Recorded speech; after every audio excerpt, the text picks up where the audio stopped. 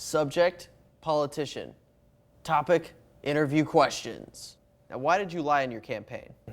Well, I wanted to get elected, obviously. Would you lie in a future campaign? If it helps me get elected, absolutely. What is it about a position of power that suddenly makes you completely useless? Well, the thing you have to understand about politicians is we don't really have any power. We're just Muppets, really. Puppet? A puppet. Yes. Do you see a sex scandal in your future? I hope so.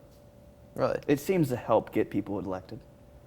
The whole pictures and all that kind of deal? But I have a much prettier wife anyway, so it probably won't happen quite as bad for me. But if you had to compete anyways? Yes.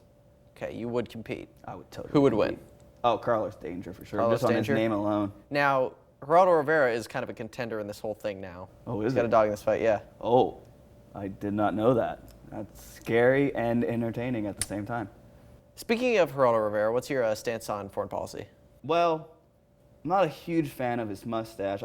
If I was elected to the Senate, I would certainly try my hardest to get a bill passed to get his mustache deported. So, would that play into your foreign policy? Yes.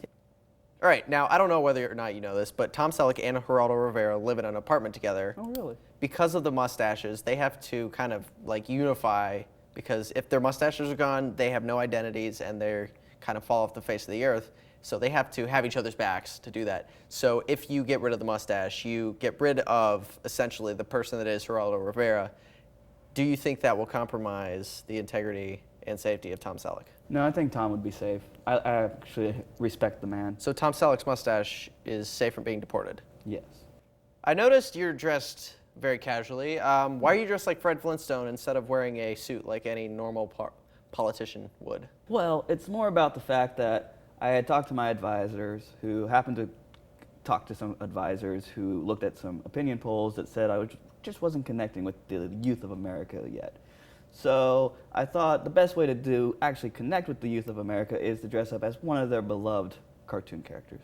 How will that help talk to a younger generation? Because as you note, Fred Flintstone used to do a lot of cigarette commercials. Yes. And kids apparently... Before he did vitamin commercials. You seem to think that kids really look up to Fred Flintstone as a role model. Is it just because of the cigarettes promoting smoking to children, or? Well, one of my campaign promises is I do intend to lower the drinking age to 12. I think it would work, but apparently I should be using SpongeBob SquarePants instead. So is it all alcohol that kids will be able to consume at the age of 12? Yes. Will they be able to purchase it at 12, or will they be allowed to consume it?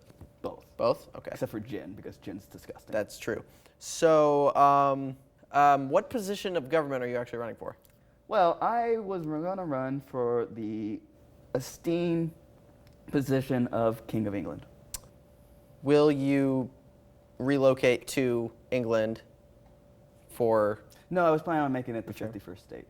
Oh, okay. Yes. But would you relocate there, or would you stay based in Washington? Well, if I had to choose between the itty-bitty White House and a palace, I would probably go with the palace. So you go with the palace? Yes.